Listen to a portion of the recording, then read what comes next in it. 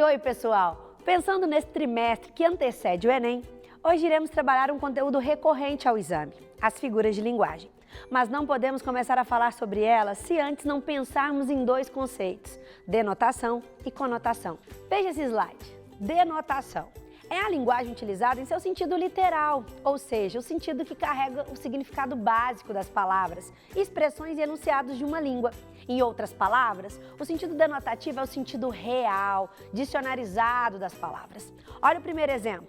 O hibisco é uma planta que pode ser utilizada tanto para a ornamentação de jardins quanto para a fabricação de chás terapêuticos a partir de suas flores. Percebam que houve um jogo real, com a palavra hibisco. Agora olha o segundo exemplo. A professora pediu que os alunos pegassem o caderno de português, também uma ação literal. Contrapondo a isso, vem a conotação. É a linguagem utilizada em seu sentido figurado, ou seja, aquelas cujas palavras, expressões ou enunciados ganham um novo significado em situações de contextos particulares de uso.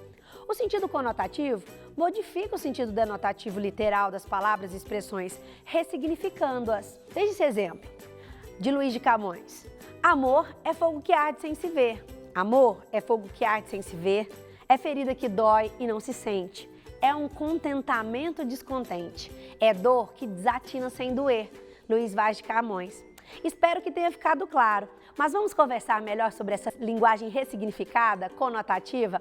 Pois é a partir dela que surgirá as figuras de linguagem, que são várias, mas que não devem ser motivo para o seu desespero, pois no Enem, assim como outros vestibulares, eles vão trazer em suas questões as figuras mais conhecidas e populares. Elas são importantes recursos expressivos, encontrados principalmente em textos literários. As figuras de linguagem no Enem precisam ser compreendidas em sua totalidade, pois assim o candidato certamente conseguirá atribuir às palavras seu verdadeiro sentido. Há basicamente 3 grupos de figura de linguagem. Observem comigo. 1. Figura de palavra. Metáfora, catacrese, comparação, metonímia. 2. Figura de pensamento. Antítese, eufemismo, hipérbole, ironia, gradação, prosopopeia, onomatopeia, aliteração, assonância, eco, paronomásia. E 3. Figura de sintaxe, elipse, zeugma, pleonasmo, anáfora, hipérbato, polissíndeto e silepse. Então, pelo slide, acompanhe aqui comigo. A figura de palavra tem o objetivo de empregar o sentido figurado de uma palavra, com base na similaridade, comparação ou associação que essa palavra tem. Já a figura de pensamento, vocês perceberam que elas são maiores, tem um número mais expressivo, se posiciona no plano das ideias, com base na imaginação, na significação simbólica ou mesmo no raciocínio. E por fim, não menos importante, vem as figuras de sintaxe, que têm a função de dar destaque significativo a algum membro de uma frase, de um enunciado. Para nosso encontro hoje, separei 4 figuras para trabalharmos de forma mais próxima. E vamos começar com a primeira, metáfora. A palavra metáfora vem do grego metafora, mudança de transposição, pelo latim metáfora, permite a substituição de um termo por outro. É uma figura de linguagem que consiste no uso de uma palavra ou expressão com sentido de outra, com a qual é possível estabelecer uma relação de analogia. Para que a analogia possa ocorrer, devem existir elementos semânticos semelhantes entre as palavras ou expressões. Olha só um exemplo, você é meu sol. Uma expressão maravilhosa e metafórica. A gente sabe que o sol traz energia, luz, irradia o calor, entre outras coisas. Então receber uma declaração dessa é algo maravilhoso. É uma metáfora que se constrói num sentido muito bom. O poema é uma bola de cristal. Se apenas enxergares nele teu nariz, não culpes o mágico.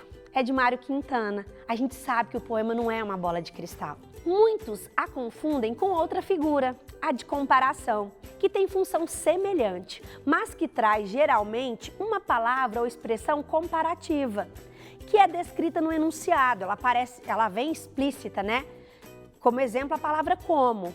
Olha a oração, meus sonhos são como poeira ao vento. Entendido?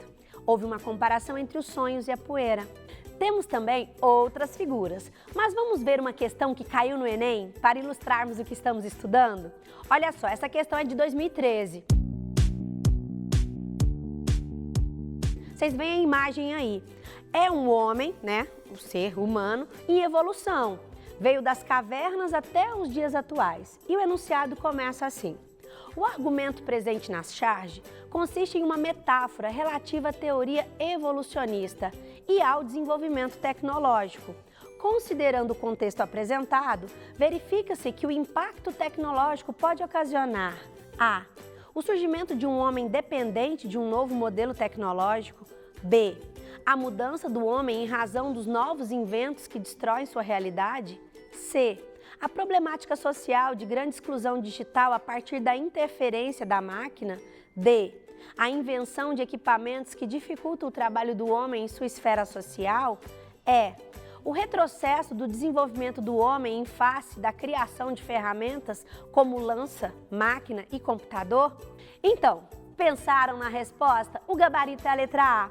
O surgimento de um homem depende de um novo modelo tecnológico. Observe que existe uma metáfora sugerida na charge, uma interseção entre o homem primata e o homem atual, apresentada pela posição curvada em que se aparece na figura. Legal, não é mesmo? Então, prometi as outras figuras. Vamos falar então da metonímia? Metonímia é a substituição de uma palavra por outra, quando entre ambas existe uma relação de proximidade de sentido, que permite essa troca. A metonímia não deve ser confundida com a metáfora, que se baseia num processo de associação de ideias, de semelhança, de comparação mental. Exemplo, o teatro aplaudiu o autor. A gente sabe que não foi o teatro, foram as pessoas que estavam ali. Houve uma substituição das pessoas pelo nome do espaço. A substituição de uma palavra por outra se realiza principalmente destes modos. 1. O autor pela obra, por exemplo, ler Machado de Assis. 2. A causa pelo efeito ou vice-versa, viver do trabalho. 3. O inventor pelo invento, comprar um Ford. 4. O concreto pelo abstrato ou vice-versa, ter ótima cabeça, que significa inteligência. 5. A parte pelo todo ou vice-versa, 5 cabeças de gado. 6. O gênero pela espécie, a estação das rosas. 7. O singular pelo plural, as chuvas chegaram. 8. O determinado pelo indeterminado, fazer 1000 perguntas. E 9. O indivíduo pela classe, ser o Cristo da turma, quer dizer, você está sendo crucificado.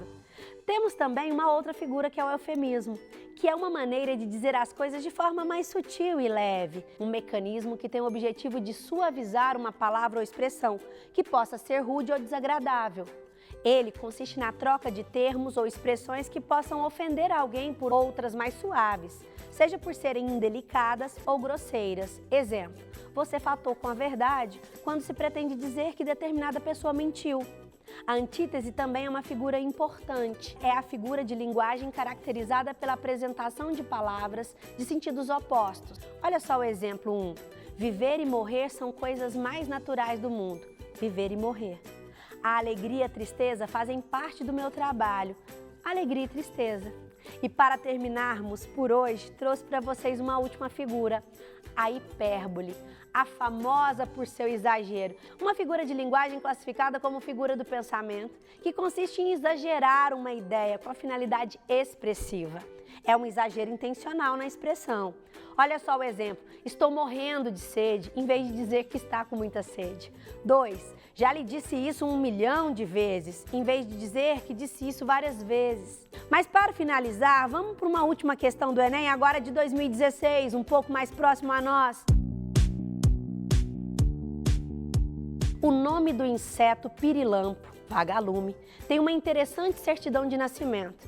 De repente, no fim do século XVII, os poetas de Lisboa repararam que não podiam cantar o inseto luminoso, apesar dele ser um manancial de metáforas, pois possuía um nome indecoroso, que não podia ser usado em papéis sérios, caga-lume. Foi então que o dicionarista Rafael Blumenau inventou a nova palavra pirilampo, a partir do grego significado fogo e lâmpadas, candeia. O texto descreve a mudança ocorrida na nomeação do inseto por questões de tabu linguístico. Esse tabu diz respeito a, letra A, recuperação histórica do significado, letra B, ampliação do sentido de uma palavra, letra C, produção imprópria de poetas portugueses, letra D, denominação científica com base em termos gregos, Letra E, restrição ao uso de um vocábulo pouco aceito socialmente. Olha só, pensou comigo? Gabarito é essa letra E, restrição ao uso de um vocábulo pouco aceito socialmente. E pensa comigo, cagalume seria muito complicado, né? A gente foi usando e ficou vagalume para nós. Mas na época o pirilampo foi uma forma de eufemismo. Por que eufemismo? É a substituição do nome. O candidato deve observar que a banca, ao utilizar a expressão tabu linguístico no enunciado e vocábulo pouco aceito socialmente em uma das alternativas, aborda uma das figuras, como eu disse, o eufemismo. Esse recurso linguístico tem por objetivo suavizar a mensagem, que pode ser vista como desagradável. Me despeço aqui, me despeço de você aí de casa, deixo um grande abraço. Quero dizer que eu confio e sei que você vai arrasar neste Enem, tá? Que novembro seja só sucesso para você. Tchau, tchau. Goiás Bem no Enem fica por aqui. Você pode rever as aulas de hoje em nosso canal no YouTube e também assistir a reprise do programa que acontece segunda-feira em 2 horários, às 7h30 da manhã e às 2 da tarde aqui na TBC. Neste sábado, por conta do feriado do Dia da Independência, não tem aulões presenciais, beleza? Mas semana que vem volta a todo vapor. Eu vou nessa, um grande abraço, bons estudos e tchau, tchau!